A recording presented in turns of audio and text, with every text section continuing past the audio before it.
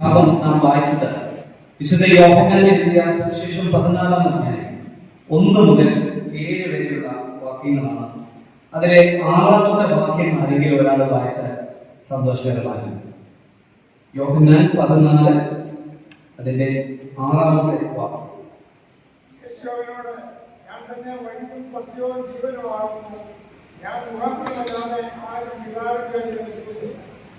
ഞാൻ തന്നെ വഴിയും സത്യവും ജീവനുമാകുന്നു.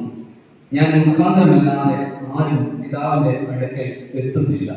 പ്രാർത്ഥിക്കുക. ദൈവമായ കർത്താവേ, ദൈവവചനത്തിന്റെ നാളിൽ ഞങ്ങൾ അല്പനേരമായിരിക്കട്ടെ. വചനം എന്താണ് ഞങ്ങളോട് പറയുന്നതെന്ന് ഹൃദ്യമായി ഞങ്ങളെ കേൾപ്പിക്കുമാറാകണമേ.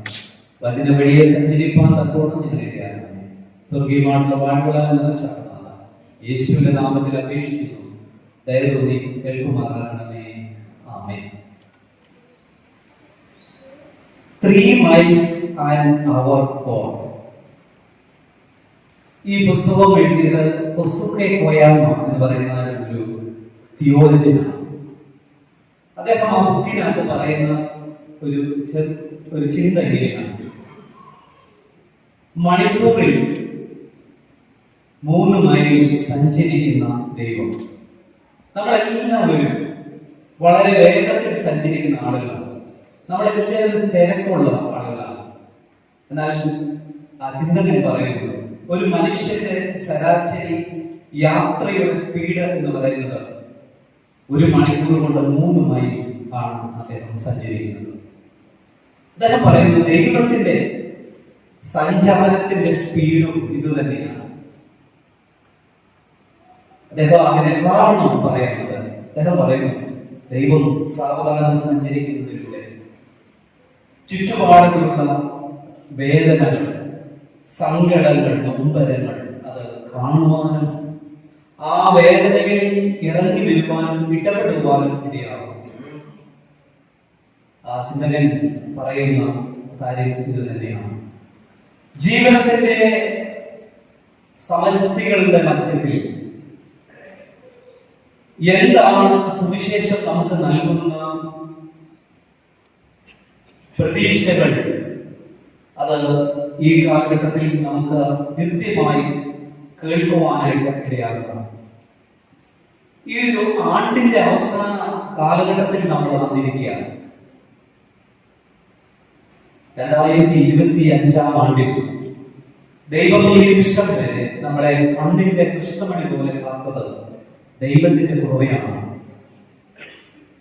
ഞാൻ ഈ വാചകം ലഭിക്കുന്ന അവസരങ്ങളിൽ മുഴുവനും ഞാൻ പറയും. കാരണം കോവിഡ് എന്ന മഹാമാരിക്ക് ശേഷം നമ്മുടെ ലൈഫിന് വലിയ ഗ്യാരണ്ടി ഒന്നും ഇല്ല. എനിക്കറിയാവുന്ന ഒരു പ്രിയ സുഹൃത്ത് 40 വയസ്സ് മാത്രം പ്രായമുള്ളതാണ്. കോട്ടയം SBI ATM കൗണ്ടറിൽ അദ്ദേഹം ATM മെഷീനകത്ത് അദ്ദേഹത്തിന്റെ ATM കാർഡ് ഇടുകയാണ്. പിൻ നമ്പർ അടിച്ചു ക്യാഷ് തിരികെ വന്നു. എന്നാൽ ആ ക്യാഷ് എടുക്കാനായിട്ടുള്ള നേരം അദ്ദേഹത്തിന് കിട്ടിയില്ല. അദ്ദേഹം ആ ATM കൗണ്ടറിൽ കുഴഞ്ഞു വീണ് മരണപ്പെട്ടു.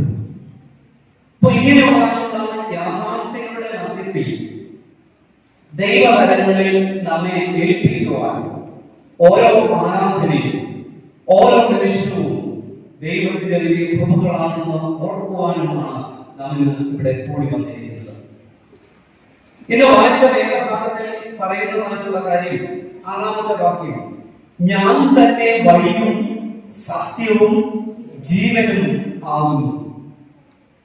ക്രിസ്തീയ വിശ്വാസത്തെ കുറിച്ച് നമ്മൾ എല്ലായ്പ്പോഴും വായിക്കുന്ന അല്ലെങ്കിൽ മനസ്സിലാക്കേണ്ടത്, ക്രിസ്തീയ വിശ്വാസം എന്ന് പറയുന്നത് ഒരു മതം വിശ്വാസമല്ല, ഒരു റിലീജിയൻ അല്ല. പലപ്പോഴും നമ്മുടെ SSLC ബുക്കിലൊക്കെ നമ്മുടെ റിലീജിയൻ എഴുതും. അതിന്റെ കൂടെ തന്നെ കാസ്റ്റ് എഴുതാനായിട്ടുള്ള ഒരു സ്പേസ് ഉണ്ട്. ഞങ്ങളുടെയൊക്കെ കാലഘട്ടത്തിൽ അങ്ങനെ. ഇപ്പോൾ റിലീജിയൻ എഴുതുമ്പോൾ ക്രിസ്ത്യൻ എന്ന് എഴുതും, കാസ്റ്റ് എഴുതുമ്പോൾ മാർത്തോമൈൻ എന്ന് എഴുതും, മാർത്തോമൈറ്റ് എന്ന് എഴുതും. ഇപ്പോൾ അങ്ങനെ മാത്രം ഒതുങ്ങുന്നതായിട്ടുള്ള ഒരു വിശ്വാസ യാത്രയാണ് നമ്മുടെ ജീവിതം.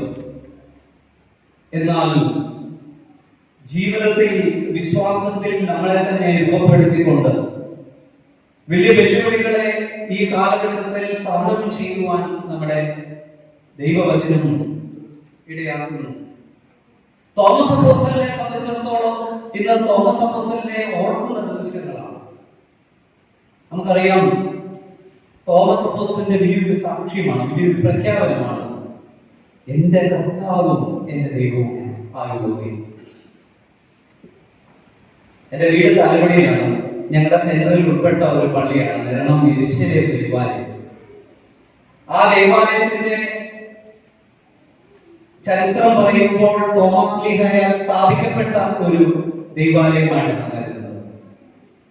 പിതാക്കന്മാർ ആ പള്ളിയിൽ വരുമ്പോൾ തോമസ് ലീഹയുടെ വാചകം എന്റെ കർത്താവും എന്റെ ദൈവവുമായുള്ളവേ.